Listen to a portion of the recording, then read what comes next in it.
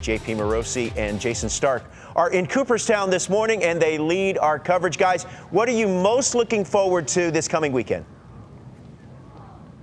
Robert, good morning. A very emotional weekend. Two great gentlemen in Scott Rowland and Fred McGriff entering the Hall of Fame. They're great ball players, Jason, and great humanitarians as well. And I have to recommend an outstanding story written by our own Anthony Kastrovitz at MLB.com about Scott Rowland's connection to Tyler Frenzel. As someone who has inspired Scott Rowland so much, that is the inspiration behind Tyler's Treehouse at a beautiful camp that Scott Rowland has built in Indiana through his E5 Foundation. And last week, Scott Rowland spoke about the impact Tyler Frenzel has made on his life. Tyler's Treehouse and Tyler Frenzel, he was a very special boy. And I met him when he was 9, and we brought he and his family to some batting practices. That's where the Tyler's Treehouse came from. And his mother went behind my back and wrote apparently I have not seen it, I think it will be published, a nice piece about our relationship and our family, and how Tyler and I became friends, and outside of just, hey, come on to batting practice, but actually had a relationship with our families and became friends. And that was I was in a very impressionable time. I was in my mid-20s, late 20s or whatever, and he really opened my awareness to a lot of things outside of just the baseball game, and maybe not just, stroking a check and sending it here or there, or just showing up randomly or whatever, but like maybe having an opportunity to take some of the platform and things that I have and really dig a little deeper with individual families that are in some distressed situations. And he opened my eyes to that, and the Frenzels did. So that's a huge important thing for me and my family, and to be able not just to spread it thin, but maybe dig a little deeper and touch somebody. Robert, Tyler Frenzel sadly lost his battle with leukemia in 2004, but his impact continues on to this day. And a big part of Anthony Kastrovitz's story is about how Tyler inspired Scott Rowland and inspired so many to give of their own treasure to create this amazing camp through the E5 Foundation for distressed families. And it was Tyler Frenzel who gave $1,000 of his own money that had been raised in support of his care to then donate that to create Tyler's Treehouse, and many other donors joined in. And now to this day, Tyler's legacy is very, very strong 2 decades later. And a big part of Anthony's story as well is how Pam Frenzel, his mother, said, yes, the Frenzel family will be here in Cooperstown to celebrate and honor Scott Rowland this weekend. And Jason Stark, you yourself a Hall of Famer, as we talk about this great building and the great hall, which is just behind us here in Cooperstown. You've done a lot of great work, Jason, on thinking about the current players who will one day join Scott Rowland in the Hall of Fame. So Jason, you've done a lot of work on this through The Athletic. So which current Major League players will one day join Scott Rowland and Fred McGriff here in the Hall of Fame? JP, I've got a list. Of course I do. I think there are 8 players, active players, who I think we can say are already in.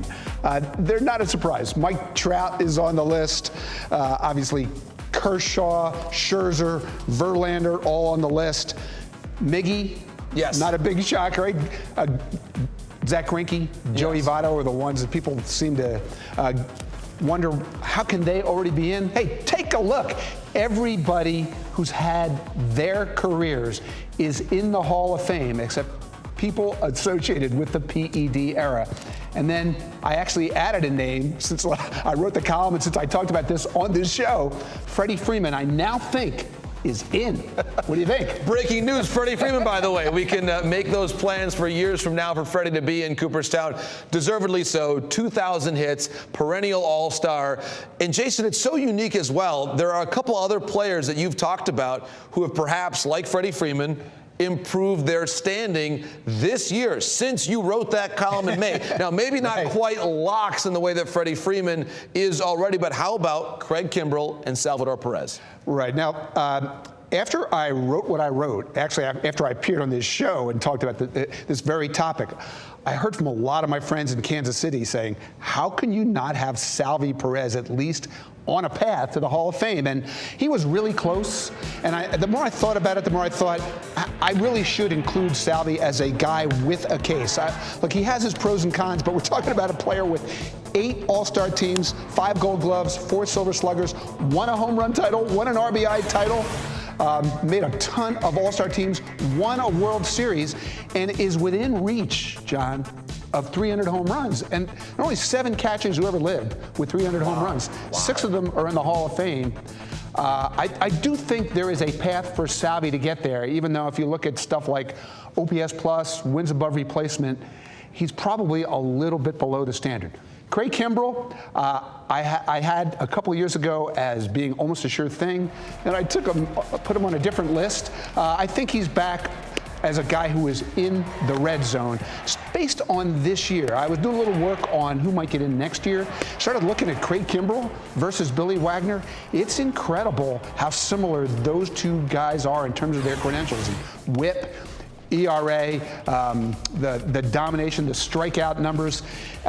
Craig Kimbrell has made about 100 fewer trips to the mound than Billy Wagner, but he's certainly a guy who, if he keeps doing what he has done this year, when he has completely revived his career, that's a guy who I think is back in the red zone. Closing out the All-Star game tends to put you on the radar for august honors such as this. And Jason, along those lines, how do you compare Kimbrell with Kenley Jansen? Both hit a round number in saves this year. Do you see a real distinction between the two? Yeah, when I did my original list, I had both Kimbrell and Kenley as being formerly in the red zone, and I think they've both gotten themselves back in a Hall of Fame path. Kenley, I think, has still got some work to do.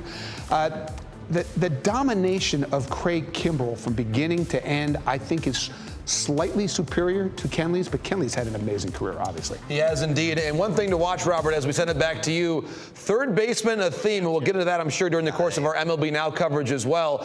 Traditionally underrepresented, but rolling in this year, Adrian Beltre perhaps next year, and a couple guys by the name of Arenado. He may end up being in there as well as the future goes on as well, Robert, as we send it back to you in Secaucus, New Jersey. Well, guys, have a great time in Cooperstown this weekend. We look forward to your coverage all weekend right here on MLB Network.